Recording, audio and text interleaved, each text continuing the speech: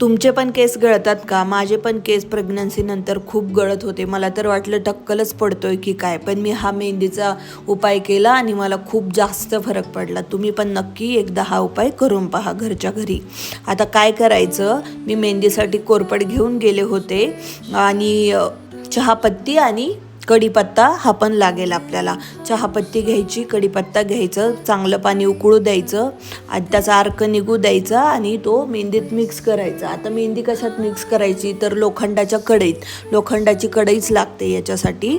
आणि जे पाणी होतं कढीपत्त्याचं आणि चहापत्तीचं ते मेहंदीत मिक्स करायचं आणि रात्रभर ही मेहंदी भिजू द्यायची. आणि दुसऱ्या दिवशी मी जे कोरपड आणली होती त्याचा गर काढून मी त्यात टाकला आणि दही पण टाकलं. याने खूप छान शाईन येते आणि केस पण मऊ बनतात. हे सगळं मिक्स करून मम्मीने माझ्या केसांना लावलं. सगळीकडून सेक्शन करायच्या आणि सगळीकडे छान अशी लावून घ्यायची आणि उरलेली मेहंदी सगळी थापून दिली. नंतर मी मेहंदी 1.5 तासाने धुतली.